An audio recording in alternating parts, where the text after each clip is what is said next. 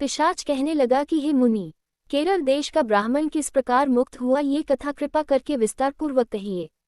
देवद्युति कहने लगा, केरल देश में वासु नाम वाला एक वेद पारंगत ब्राह्मण था। उसके बंधुओं ने उसकी भूमि छीन ली, जिससे वह निर्धन और दुखी होकर अपनी जन्मभूमि त्याग कर देश विदेश में घूमता किसी व्याधि से ग्रस्त होकर मृत्यु को प्राप्त हो गया। उसका कोई बांधव न होने के कारण उसकी और वैदिक क्रिया नहीं हुई और न ही उसकी दाह क्रिया हुई। इस प्रकार क्रिया के लोप होने से निर्जन वन में प्रेत होकर चिरकाल तक फिरता रहा। शीत, ताप, भूख, प्यास के दुख से हाहाकार करता हुआ वह नंगे शरीर रोता फिरता था, परंतु उसको कहीं सद्गति नहीं दिखाई देती थी। सर्वथा दान न देने से वह अपने कर्म फल को भोगता था। जो लोग अग्नि में आहुति नहीं देते, भगवान का पूजन नहीं करते, वे आत्मविद्या का अभ्यास नहीं करते, अच्छे तीर्थों से विमुख रहते हैं।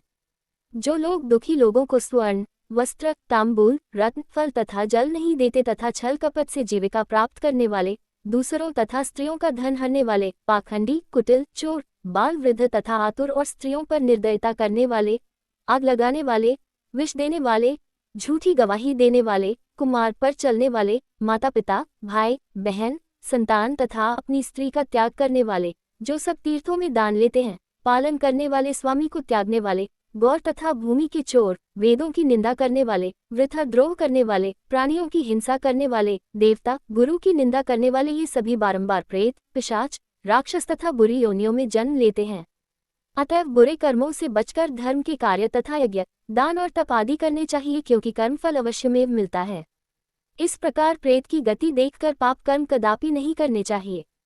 ब्राह्मण कहने लगा कि इस प्रकार उस केरल ब्राह्मण ने उस पर्वत पर अधिक समय व्यतीत करके एक मार्ग में एक पथिक को देखा, जो 2 गगरियों में त्रिवेणी का जल लिए हुए था। आनंद पूर्वक भगवान के चरित्र का गान कर रहा था। प्रेत ने उसका मार्ग रोककर कहा कि तुम डरो मत, इस गगरी का जल मुझको पिलाओ, नहीं तो मैं तुम्हारे प्राण ले लूंगा। देवद्युति कहने लगा कि दुखी, दुर्बल, नंगे, मुरझाए हुए तुम कौन हो? पैरों से पृथ्वी को स्पर्श न करके चलते हो।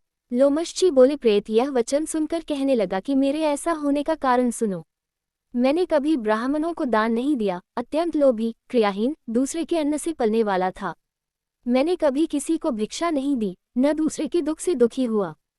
प्यासे प्राणियों को मैंने कभी जल नहीं पिलाया। मैंने कभी छाता, जूता दान नहीं किया, न किसी को जल का पात्र, पान या औषधि किसी को दी। न मैंने अपने घर में कभी किसी अतिथि को ठहराकर उसका सत्कार किया। अंधे, वृद्ध, अनाथ और दीनों को मैंने कभी अन्न से संतुष्ट नहीं किया और न ही किसी रोगी को मुक्त किया। न कभी ब्राह्मणों को दान दिया, न कभी अग्नि में हवन किया।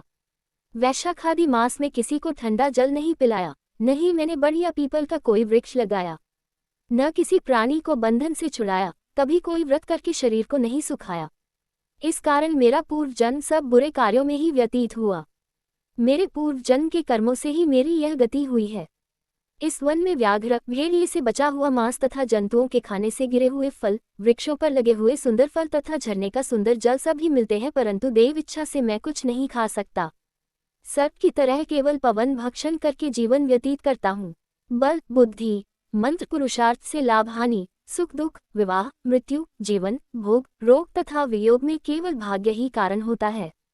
कुरूप, मूर्ख, कुकर्मी, निंदित तथा पराक्रम से हीन मनुष्य भी भाग्य से ही राज्य भोगते हैं। काने, लूले, लंगड़े, नीतिहीन, निर्गुण नपुंसक भाग्य से राज्य प्राप्त करते हैं। पर्वत पर भी बलवान राक्षस पिशाच रहते हैं, जिनमें से कभी कभी कोई कहीं कहीं वन में फिरते हुए अपने कर्म के अनुसार अन्न जल प्राप्त करते हैं, परंतु आपको उनका भय नहीं होना चाहिए, क्योंकि धर्मात्मा पुरुषों की उनकी पवित्रता ही रक्षा करती है। ग्रह, नक्षत्र, देवता सर्वथा धर्मात्माओं की रक्षा करते हैं। ये पिशाच आप जैसे भक्त की तरफ आंख उठाकर भी नहीं देख सकते। जो नारायण भगवान की भक्ति से पवित्र रहता है, उसको प्रेत, पिशाच, पूतना कोई बाधा नहीं दे सकते। भूत, बेताल, पिशाच, गंधर्व, काकिन, शाकिनी, ग्रह, रेवती, यज्ञमात्र ग्रह, भयंकर ग्रह, कृत्या, सर्पकुष्मान तथा दूसरे दुष्ट जंतु पवित्र वैष्णव की तरफ देख भी नहीं सकते। जिसकी जीवा पर गोविंद का नाम, हृदय में वेद तथा श्रुति विद्यमान है, जो पवित्र और दानी है, उनको कभी भय नहीं हो सकता। हे ब्राह्मण, इस प्रकार कर्मों का फल भोगता हुआ मैं यहाँ रहता हूँ, ऐसा सोचकर मैं शोक नहीं करता। एक बार मैं जमवालिनी नदी के किनारे पर गया था। वहां पर घूमते हुए मैंने सारस के वचनों को सुना था।